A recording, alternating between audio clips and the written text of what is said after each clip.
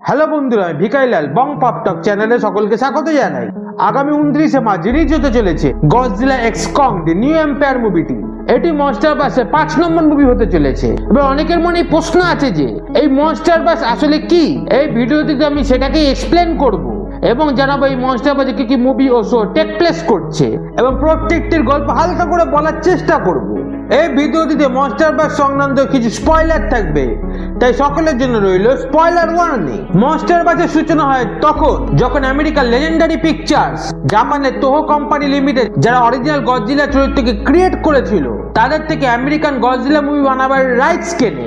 তারই সাথে তারা রাইটস কেনে আমেরিকা সবচেয়ে বিখ্যাত মনস্টার কিং কং এর। তবে থেকেই বলা চলে এই নতুন পটেনশিয়াল ইউনিভার্সের ভিত তৈরি হয়ে যায়। Legendary pictures Warner Bruce pictures এর সঙ্গে হাত মিলিয়ে 2014 সালে গডজিলা মুভিতে নিয়ে আসে। এটি 1998 গডজিলা মুভির পর দ্বিতীয় হলিউডের প্রোডাকশন হাউস দ্বারা নির্মিত গডজিলা মুভি।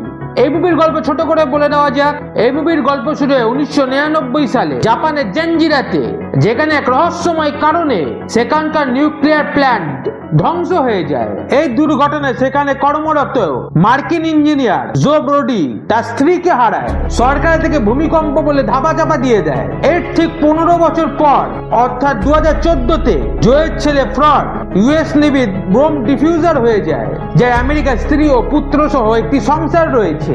তবে তাকে আবার জাপানে ফিরতে হয় তার বাবাকে ফেরাতে, যে এখনো বিশ্বাস করে জাঞ্জিরার দুর্ঘটনার ব্যাপারে সরকার মিথ্যে বলছে। তাই সে ছেলেকে নিয়ে আবার জাঞ্জিরা রেস্ট্রিক্টেড এরিয়াতে যায় এবং ধরা পড়ে যায়। এখানে আমাদের মোনার্ক সংস্থার সাথে পরিচয় করানো হয়, যাদের কাজ হলো মনস্টার, যাদের এই ইউনিভার্সে টাইটান বলা হয়, তাদের নিয়ে রিসার্চ করা। এখানে দুই মোনার্ক সায়েন্টিস্ট ডক্টর ইশিরো সেরাজাওয়া ও ডক্টর ভিভিয়ান গ্রাহামকে দেখা যায়। সেখানে জানা যায় জাঞ্জিরার দুর্ঘটনার জন্য দায়ী ছিল মুটো নামক এক টাইটেন, যে জাঞ্জিরার সকল রেডিয়েশন শোষণ করে 15 বছর পর তার কাকুন থেকে বেরিয়ে মোনার্কে জাঞ্জিরা ফ্যাসিলিটিতে তাণ্ডব করে পালিয়ে যায়। এই ঘটনায় জো মারা যায়।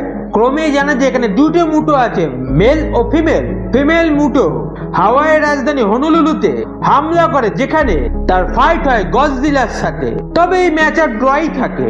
মুভির ফাইনাল ফাইট হয় ইউএসএ সান ফ্রান্সিসকোতে, যেখানে মেল ও ফিমেল মিউটো মিলিত হয়ে নেস্ট তৈরি করে এবং ফিমেল মিউটো সেখানে অসংখ্য ডিম পারে। গডজিলা তাদের সঙ্গে লড়াই করতে আসে এবং ভয়ঙ্কর ফাইট হয়। অবশেষে ফ্রড নেস্ট সহ মিউটোদের সব ডিম বিস্ফোরণে উড়িয়ে দেয় এবং গডজিলা দুই মিউটোকেই হত্যা করে। তবে সান ফ্রান্সিসকো এতে ধ্বংসস্তূপে রূপান্তরিত হয়। এই মুভির কাস্ট বেশ ভালো ছিল, যাতে ব্রেন কাস্টেন থেকে শুরু করে কেন ওয়াটানাবি, অ্যারন টেলর জনসন ও এলিজাবেথ ওলসনের মতো অ্যাক্টররা ছিলেন। এরপর এই ইউনিভার্সের দ্বিতীয় মুভি কং স্কাল আইল্যান্ড আসে 2017 সালে। এটি 2005-এর কিং কং মুভির পর 21 শতকের দ্বিতীয় কিং কং মুভি ছিল, যদিও এই মুভিতে তাকে শুধু কং বলা হয়েছে।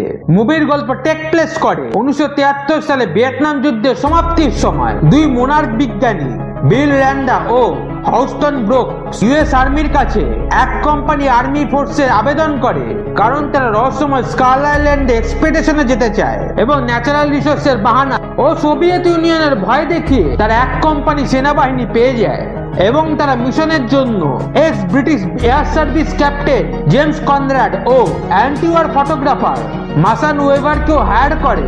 এরপর সেনাদল ও বিজ্ঞানীদের নিয়ে হেলিকপ্টারে চেপে ঝড়ের বাধা পেরিয়ে তারা স্কাল আইল্যান্ডে প্রবেশ করে। তবে সেখানে প্রথমে তারা মুখোমুখি হয় কংয়ের, যে তাদের উপর হামলা করে দেয়। এতে অনেক আর্মির লোক মারা যায়, বাকিরা সব আইল্যান্ডে আটকে পড়ে।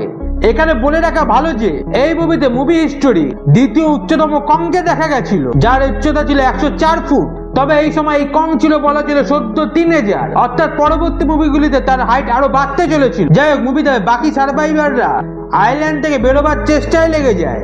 এখানে তারা বিভিন্ন রকম জায়ান্ট টাইটান দেখে, যেমন জায়ান্ট বুল, জায়ান্ট স্পাইডার ইত্যাদি। এখানে তাদের সাথে পরিচয় হয় ইউএস এয়ারফোর্স লিউটেন্যান্ট হ্যাঙ্ক ম্যাকওয়ের সাথে, যে 1944-এ দ্বিতীয় বিশ্বযুদ্ধের সময় প্লেন ক্র্যাশে এক জাপানি শত্রু পাইলটের সাথে স্কাল আইল্যান্ডে আটকে যায় এবং তবে থেকেই সে সেখানকার নেটিভ ট্রাইবালদের সাথে বসবাস করছে। তার কাছে স্কাল স্কলারদের ব্যাপারে জানা যায়, যাদের হাত থেকে কং ট্রাইবালদের রক্ষা করে। তবে একটি জায়ান্ট স্কাল স্কলার তাদের মধ্যে সবচেয়ে খতরনাক, যে কং এর বাবা মাকে হত্যা করেছিল, হ্যাংয়ের তৈরি বোটে করে তারা তাদের উদ্ধারে আসা হেলিকপ্টারের খোঁজে বেরিয়ে যায়। এই যাত্রার বিভিন্ন সময় তাদের অনেক সঙ্গী মারা যায়, যার মধ্যে অন্যতম বিল র্যান্ডা। এমনকি আর্মি দলের লিডার কর্নেল স্ট্যান প্যাকার্ডো কংকে হত্যা করতে গিয়ে মারা যায়। সবশেষে কং জায়ান্ট স্কাল স্কলারকে হত্যা করে এবং জেমস ম্যাসন ও হিউস্টন সহ অবশিষ্ট সার্ভাইভাররা স্কাল আইল্যান্ড থেকে বেরিয়ে আসে। এই মুভির পোস্ট ক্রেডিটে গডজিলার সাথে একটি বড় ইউনিভার্সের হিন্ট দেওয়া হয়, যাতে আরো টাইটেন আছে। এই মুভিতে একটি বড় স্টার কাস্ট দেখা যায়, যাতে টম হিডলস্টন, ব্রি লারসন থেকে শুরু করে স্যামুয়েল এল জ্যাকসন, জন গুডম্যান, জন সি রাইলির মতো জাদ্রেল অ্যাক্টরদের দেখা গেছিল। এরপর আছে এই ইউনিভার্সের তৃতীয় movie Godzilla king of the monsters 2019 সালে। এটি 2014 সালের গডজিলা মুভির ডাইরেক্ট সিকুয়েল। এই মুভিতে গডজিলা সিরিজের 3 আইকনিক কাইজু মথরা, রোদান এবং কিং গিডোরাকে প্রথমবার কোন হলিউডের প্রোডাকশনের তৈরি গডজিলা মুভিতে দেখা যায়। যারা জানেন না তাদের বলি, জাপানের ফিল্ম স্টুডিও toho 1954 সাল থেকে জাপানে গডজিলার উপর মুভি বানাচ্ছে এবং এখনো পর্যন্ত জাপানে মোট 33টি গডজিলার উপর মুভি বানানো হয়েছে। এই মুভিগুলিতে গডজিলার পাশাপাশি আরো অসংখ্য মনস্টারদের, যাদের জাপানে কাইজু বলা হয়, তাদের দেখা গেছিল, যার মধ্যে আছে তোহোস বিগ ফাইভ, যাতে গডজিলার পাশাপাশি এই 3টি কাইজুও রয়েছে। যাই হোক, এই মুভির গল্প টেক প্লেস করে সান ফ্রান্সিসকোর ঘটনার ঠিক 5 বছর পর, যাকে ইউনিভার্সে এখন জি ডে বলা হয়। এই মুভির মেন লিড হয় রাসেল ফ্যামিলি, যাতে রয়েছে ডক্টর মার্ক রাসেল, ডক্টর এমা রাসেল এবং তাদের 12 বছরের মেয়ে ম্যাডিসন রাসেল। সান ফ্রান্সিসকোর ঘটনায় এমা ও মার্ক তাদের ছেলে অ্যান্ড্রেকে হারায় এবং তবে থেকে ম্যাডিসনকে নিয়ে এমা আলাদা হয়ে যায়। বর্তমানে এমা অর্কা নামক এক যন্ত্রের উপর কাজ করে, যার সাহায্যে বিশেষ ফ্রিকোয়েন্সির মাধ্যমে টাইটানদের সাথে কমিউনিকেট এবং কিছু অংশে তাদের কন্ট্রোল করা যায়। সে এই যন্ত্রের মাধ্যমে মোনার্ক আউটপোস্টে লার্ভা ফর্মে থাকা মথরার সাথে কমিউনিকেট করে। তবে সেখানে অ্যালেন জন ও তার ইকো টেররিস্ট গ্রুপ হামলা চালায় ও এমা ও তার মেয়েকে কিডন্যাপ করে নিয়ে যায়। ফলে তাদের উদ্ধার করতে মোনার্কের তরফে ডক্টর সেরেজাওয়া ও ডক্টর ব্রিবিয়াম গ্রাহাম মার্ককে হায়ার করে, কারণ সে তার স্ত্রী এমাকে অর্কা তৈরিতে সাহায্য করেছিল। তার সাহায্যে অর্কার সিগন্যাল ট্র্যাক করে তারা আন্টার্কটিকে মোনার্কের আউটপোস্টে পৌঁছায়, যা এখন অ্যালেন ও তার টিমের কবজায় রয়েছে। এই আউটপোস্টেই বরফের চায়ে বন্দি আছে মনস্টার জিরো একে কিং গিডোরা। তাকে মুক্ত করতে অ্যালেন ও তার টিম বরফে বোম ফিট করতে থাকে। মোনার্ক ও ইউএস আর্মির টিম তাদের আটকানোর চেষ্টা করে, তবে মার্ক সহ সকলকে চমকে এমা বোমগুলিকে অ্যাক্টিভেট করে কিং গিডোরাকে মুক্ত করে দেয়, যে একটি 3 হেডেড গোল্ডেন ড্রাগন, যার পাওয়ার ইলেকট্রিক লাইটনিং। সে মুক্ত হতেই অনেককে হত্যা করে, যার মধ্যে ভিভিয়ানও মারা যায়। তবে সেখানে গডজিলা কিং গিডোরার সাথে ফাইট করতে আসে এবং সেই সুযোগে মার্ক, সেরেজাওয়া সহ বাকিরা সেখান থেকে পালাতে সক্ষম হয়। তবে গডজিলার হাত থেকে কিং গিডোরাও পালিয়ে যায়। এরপর ভিডিও কলে এমা জানায় সেই আসলে ইকো টেররিস্টদের হায়ার করেছিল, কারণ তার মনে হয় মানব প্রজাতি প্রকৃতির জন্য সবচেয়ে বড় বিপদ। তাই সে সকল বন্দী থাকা টাইটানদের মুক্ত করবে এবং নিয়ন্ত্রণ করবে। ফলে টাইটানদের তাণ্ডবে মানব প্রজাতির জনসংখ্যা কমবে এবং প্রকৃতি বাঁচবে। সেই মতো সে মেক্সিকোর মোনার্কের আগ্নেয়গিরির আউটপোস্ট থেকে রোডানকে মুক্ত করে। রোডান একটি জায়ান্ট টেরাডন টাইটেন, যা সারা শরীরে রক্তের জায়গায় গরম লাভা বয় এবং সে উড়লে সনিক বুম সৃষ্টি হয় এবং তাতে আশেপাশের এলাকা পুরোপুরি ধ্বংস হয়ে যায়। রোডানকে কন্ট্রোল করতে কিং গিডোরা এসে পৌঁছায়, তবে গডজিলা এসে আবার তার সাথে ফাইট করে এবং তার একটি মুন্ডও ছিঁড়ে দেয়। এই সময় ইউএস আর্মি তাদের নতুন হাতিয়ার অক্সিজেন ডিস্ট্রয়ারকে তাদের উপর চার্জ করে। যারা জানে না তাদের বলি, 1954 এর প্রথম গডজিলা মুভিতে এই অস্ত্রটি দেখা যায়। এটি জলে ব্যবহার করতে হয় এবং যেখানে এটি চার্জ করা হয় সেখানে অস্ত্রটি জলের সকল অক্সিজেন কণাকে ভেঙে দেয়। ফলে সেখানে থাকা সকল জীবজন্তু তৎক্ষণাৎ ডিহাইড্রেট হয়ে বিনষ্ট হয়ে মারা যায়। প্রথম গডজিলা মুভিতে যেখানে গডজিলা ভিলেন ছিল, তাকে অক্সিজেন ডিস্ট্রয়ার দিয়েই হত্যা করা হয়েছিল। যাই হোক, এই হামলায় কিং গিডোরা তো বেঁচে যায়, কিন্তু গডজিলার কোনো লাইফ সাইন পাওয়া যায় না এবং সবাই ভাবে গডজিলা মারা গেছে। ওদিকে কিং গিডোরা সকল টাইটানকে কন্ট্রোল করে পৃথিবী জুড়ে তাণ্ডব শুরু করায় এবং এমা তার ভুল বুঝতে পারে। ওদিকে মথরা তার মথ ফর্ম ধারণ করে। যারা জানে না তাদের বলি, মথরা মথ বা প্রজাপতি জাতীয় একটি টাইটেন এবং মথের মতে তার 3খানা ফর্ম রয়েছে: ডিম, লার্ভা একে গুটি পোকা এবং সবশেষে মথ। যাই হোক, মথরার ফ্রিকোয়েন্সি ট্র্যাক করে মোনার্কো ইউএস আর্মি গডজিলার হদিশ পায় যে সমুদ্রের নিচে হলো আর্থে এন্ট্রি পয়েন্টের সামনের একটি গুহায় রেডিয়েশন সাক করে নিজেকে রিভাইভ করার চেষ্টা করছে। এই হলো আর্থ সম্পর্কে ভিডিওতে আর কিছুক্ষণ পরেই আলোচনা করব। গডজিলাকে চটজলদি রিভাইভ করার জন্য মোনার্কো ইউএস আর্মি সাবমেরিনে করে নিউক্লিয়ার বম নিয়ে গডজিলার কাছে পৌঁছানোর চেষ্টা করে, তবে তারা তা করতে পারে না। ফলে সেরে যাওয়া নিজে গিয়ে ম্যানুয়ালি বোম অ্যাক্টিভেট করে এবং নিজেকে স্যাক্রিফাইস করে দেয়। নিউক্লিয়ার বোমের রেডিয়েশনের ফলে গডজিলা ফুললি রিকভার হয়ে যায়। মুভির ফাইনাল ব্যাটেল ইউএস এর বোস্টনে টেক প্লেস করে, যেখানে ম্যাডিসন অর্কানে পালিয়েছে তাকে অ্যাক্টিভেট করে দেয়। ফলে কিং গিডোরা ও গডজিলাও সেখানে হাজির হয় এবং তাদের মধ্যে ফাইট শুরু হয়।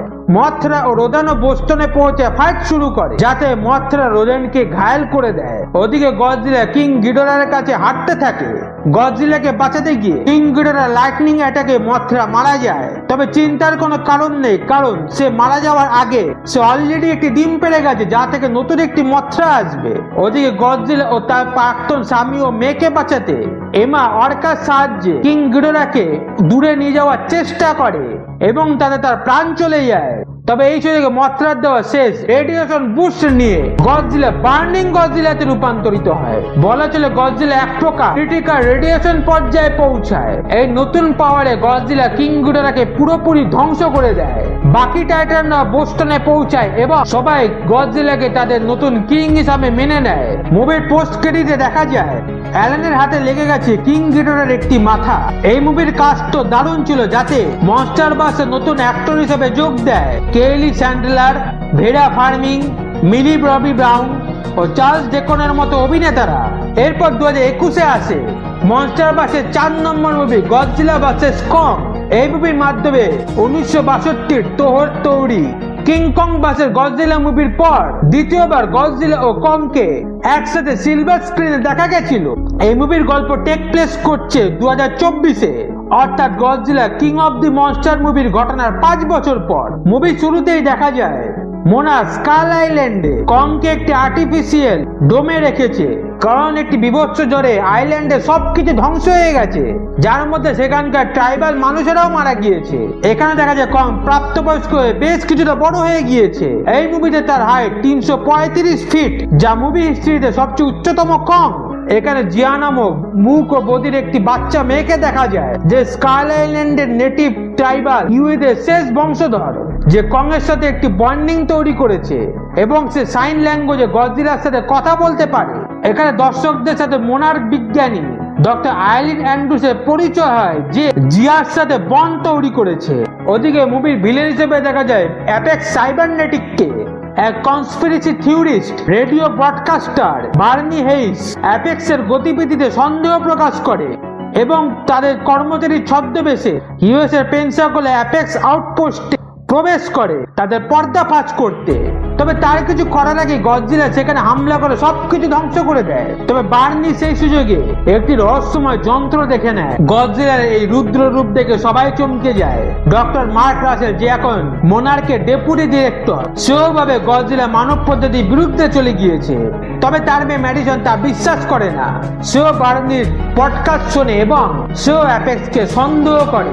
ফলে সে তার বন্ধু জসকে নিয়ে বার্নির খোঁজে বেরিয়ে পড়ে। ওদিকে অ্যাপেক্সের সিইও ওয়াল্টার সিমন ও মৃত সেরে যাওয়ার পুত্র র্যান সেরে যাওয়া ডক্টর লেথান লিন্ডের কাছে পৌঁছায়, যে হলো আর্থ নিয়ে রিসার্চ করে। যারা জানে না তাদের বলি, একটি কনস্পিরেসি থিওরি আছে যা অনুযায়ী পৃথিবী ভিতর থেকে ফাঁপা এবং তাতে ভূপৃষ্ঠের মতোই আলাদা জীবজগৎ রয়েছে। মনস্টার বাসেও দেখানো যে পৃথিবীর ভূগর্ভে হলো আর্থে আলাদা জীবজগৎ আছে, যেখানে টাইটেনদের উৎপত্তি হয়েছিল। ভূপৃষ্ঠের বিভিন্ন এন্ট্রি পয়েন্ট থেকে হলো আর্থে যাওয়া যায় এবং টাইটেনরা তা খুঁজে পেতে সক্ষম। তবে সেখানে পৌঁছানো সহজ নয়, কারণ হলো আর্থে যাওয়ার পথে গ্র্যাভিটি রিভার্স হয়ে যায়। ওয়াল্টার বলে অ্যাপেক্স হিবস নামক এক বিশেষ যান তৈরি করেছে, যা রিভার্স গ্র্যাভিটিকে সহ্য করতে সক্ষম। ফলে নেথান তার বন্ধু আইল্যান্ডের কাছে সাহায্য চায়, কারণ কং তাদের হলো আর্থে নিয়ে যেতে পারে। ফলে তার কথা রাজি হয়ে মোনার্ক ও ইউএস আর্মি নেভি ক্যারিয়ারে চড়িয়ে কংকে নিয়ে আন্টার্কটিকার হলো আর্থের এন্ট্রি পয়েন্টের উদ্দেশ্যে রওনা দেয়। ওয়াল্টারের মেয়ে মায়া সিমন্স হিপস নিয়ে ক্যারিয়ারে পৌঁছায়, তবে মাঝ সমুদ্রে গডজিলা তাদের উপর হামলা করে দেয়। তারা সব জাহাজের ইঞ্জিন বন্ধ করে হেরে যাওয়ার নাটক করে কোন রকমে গডজিলার হাত থেকে নিস্তার পায়। এরপর গডজিলার হাত থেকে বাঁচার জন্য মোনার্ক ও আর্মির টিম কংকে এয়ারলিফট করে আন্টার্কটিকায় নিয়ে যায়। সেখানে জিয়ার অনুরোধে কং হলো আর্থের এন্ট্রি পয়েন্টে প্রবেশ করে এবং তাকে ফলো করে অ্যাপেক্স ও মনার্কের টিমও হলো আর্থে প্রবেশ করে। ওদিকে ম্যাডিসন ও জস বার্নির সাথে দেখা করে এবং তারা তিনজনে অনুসন্ধানের জন্য আবার এপেক্সের ধ্বংস হয়ে যাওয়া ফ্যাসিলিটির আন্ডারগ্রাউন্ডে যায়। সেখানে তারা ভুল করে একটি হাই স্পিড ট্রেনে প্রবেশ করে দেয়, যা হংকং এর উদ্দেশ্যে রওনা দেয়। হংকং পৌঁছে তারা মুখোমুখি হয় মেকানিক্যাল জায়ান্ট মেকাগডজিলা। এটি তো বিগ 5 এর অবশিষ্ট মেম্বার, যাকে মনস্টারভার্সে দেখা গেছিল। এটি কিন্তু হলিউড প্রোডাকশনের তৈরি গডজিলা মুভিতে মেকাগডজিলা প্রথম অ্যাপিয়ারেন্স। মেকাগডজিলা অ্যাপেক্সের তৈরি একটি মেকানিক্যাল টাইটেন, যাকে কন্ট্রোল করা কিং গিডোরার অবশিষ্ট মাথার নিউরোলিং দিয়ে এবং তাকে পাইলট করে র্যান সেরে যাওয়া। মেকাগডজিলার সাথে অসংখ্য মিসাইল ও ব্লেড অ্যাটাচ আছে, তবে তার সবচেয়ে শক্তিশালী অস্ত্র প্লাজমা বিম, যা গডজিলার অ্যাটমিক ব্রেথের সমান। ম্যাডিসনদের সামনে মেকাগডজিলা প্লাজমা বিম দিয়ে এক স্কারস্ক্রলারকে মাঝখান দিয়ে চিরে রেখে দেয়, তবে নর্মাল পাওয়ার সোর্সে সে বেশিক্ষণ চলতে পারে না। ওদিকে কং হলো আর্থকে এক্সপ্লোর করতে থাকে। হলো আর্থে নানা বিচিত্র ধরনের টাইটেনদেরও দেখা যায়। কং সেখানে তার পূর্বপুরুষদের থ্রন রুমে পৌঁছায়, যেখানে সে পায় গডজিলার ডরসাল প্লেট দিয়ে তৈরি একটি অ্যাক্স, যা হলো আর্থের রেডিয়েশনের দ্বারা চার্জ হচ্ছিল। ওদিকে ভূপৃষ্ঠে ম্যাডিসন, জস ও বার্নিকে ধরে এনে ওয়াল্টারের সামনে আনা হয়। মায়া মোনার্কের টিমকে ধোকা দিয়ে হলো আর্থে এনার্জি সোর্স কপি করে তার বাবাকে পাঠায় এবং সেই এনার্জিতে মেকাগডজিলাকে চার্জ করা হয়। তবে এতে মেকাগডজিলা আউট অফ কন্ট্রোল হয়ে যায় এবং র্যান ও ওয়াল্টার মারা যায়। মুভির ফাইনাল ফাইট হংকংয়েই হয়, যেখানে গডজিলা তার অ্যাটমিক ব্রেথের সাহায্যে ভূপৃষ্ঠ থেকে হলো আর্থ পর্যন্ত একটি টানেল তৈরি করে দেয়। মায়া তার টিম নিয়ে পালাতে গিয়ে কংয়ের হাতে মারা যায়, তবে নেথান, জিয়া ও আইলিন হলো আর্থ থেকে বেঁচে ফেরে। কং ও হলো আর্থ থেকে বেরিয়ে আসে এবং তার সাথে গডজিলার ফাইট শুরু হয়। প্রথমে তার নতুন অ্যাক্সের সাহায্যে কং গডজিলাকে ভালোই ফাইট দেয়, তবে সে যে গডজিলা এই ফাইটে জেতে এবং কং প্রায় মৃত্যুর কাছাকাছি পৌঁছে যায়। এরপর লড়াই এন্ট্রি মানে মেকাগডজিলা। সে বলেছিল গডজিলাকে প্রায় আচ্ছা ধুলাই দেয়। পরিস্থিতি সঙ্গীন দেখে নেথান হিবের পাওয়ারে কং এর হার্টকে রিভাইভ করে এবং জিয়ার অনুরোধে কং গডজিলাকে লড়াইয়ে সাহায্য করতে যায়। গডজিলা ও কং ট্যাগ টিম ফাইট করলেও মেকাগডজিলা তাদের দুজনের উপরই ভারী পড়ে। সবশেষে গডজিলা কং এর অ্যাক্সকে অ্যাটমিক ব্রেথ দিয়ে চার্জ করে এবং সে অ্যাক্সের সাহায্যে কং মেকাগডজিলাকে হারিয়ে দেয়। মুভি শেষে কং ও গডজিলার মধ্যে সমঝোতা হয়ে যায় এবং কং হলো আর্থে থাকতে চলে যায়। এই মুভির কাজ তো দারুণ ছিল এবং এই মুভির মাধ্যমে আলেকজান্ডার স্কারসগার্ড, রেবেকা হল, ব্রায়ান টাইরি হেনরি এবং ডেমিয়ার বিচির মতো অ্যাক্টররা মনস্টারভার্সে যোগ দেয়। এতে গেল মনস্টারভার্সের মুভির লিস্ট। এই ছাড়া এই ইউনিভার্সে টাই ইন রয়েছে আরো দুটি সিরিজ, স্কাই আইল্যান্ড এবং Monarch legacy of monster. Sky island একটি অ্যানিমেটেড সিরিজ যা 2023 সালে নেটফ্লিক্সে এসেছিল।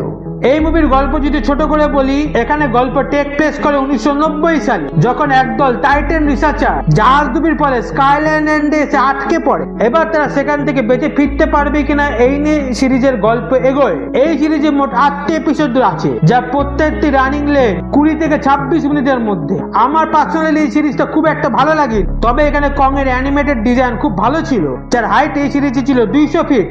তবে মনস্টারভার্সে 2023-এ আসা দ্বিতীয় series Monarch legacy of monster দুর্দান্ত হয়েছিল। এটি একটি লাইভ অ্যাকশন সিরিজ ছিল, যাতে 1950 থেকে 2017 সাল পর্যন্ত টাইমলাইনকে তুলে ধরা হয়েছিল, যাতে দেখানো হয়েছিল 50-এর দশকে কিভাবে মোনার্ক তৈরি হয়েছিল এবং মডার্ন টাইমে তার ফাউন্ডারদের লেগেসি মোনার্ক কিভাবে বহন করে চলেছে। এই সিরিজের গল্প খুব সুন্দরভাবে লেখা হয়েছিল। মনস্টার ইউনিভার্সে সচরাচর এমন সুন্দর হিউম্যান স্টোরি দেখা যায় না। সিরিজে অসংখ্য নতুন টাইটানদের দেখা গেছিল। তাছাড়া গডজিলা ও কং এর ক্যামিও এই সিরিজটিকে একটি আলাদা মাত্রা নিয়ে গিয়েছিল। তবে এই সিরিজটি অনেকটাই বড়, যাতে 10টি এপিসোড রয়েছে এবং প্রত্যেকটি এপিসোডের রানিং টাইম প্রায় 50 মিনিটের কাছাকাছি। তাই এই সিরিজের গল্প নিয়ে আলোচনা করতে বসলে ভিডিওটি আরো বড় হয়ে উঠবে। ভবিষ্যতে সম্ভব হলে এই সিরিজ নিয়ে বিস্তারিত ভিডিও বানাবো। তবে তোমরা চাইলে সিরিজটি অ্যাপেল টিভি প্লাসে দেখতে পারো। দ্য মনস্টারভার্সের latest movie Godzilla x Kong the new empire আগামী 29শে মার্চ রিলিজ হতে চলেছে। এই মুভিতে গডজিলা ও কং টিম আপ করবে নতুন টাইটেল স্কার কিং এর বিরুদ্ধে, যে একটি জায়ান্ট ওরাংওটাং। তাছাড়া এই মুভিতে থাকবে নতুন খতরনাক টাইটান সিমো, যার কাছে আইস পাওয়ার রয়েছে। এই মুভি ট্রেলার দেখে বোঝাই যাচ্ছে এই মুভিটি অ্যাকশন প্যাকড হতে চলেছে এবং আশা করা যায় এই মুভিতে কং তার কিং কং টাইটেলটি অর্জন করবে। ভিডিওটি এখানেই শেষ হলো। ভিডিওটি ভালো লেগে থাকলে চ্যানেলটিকে সাবস্ক্রাইব করার অনুরোধ রইল।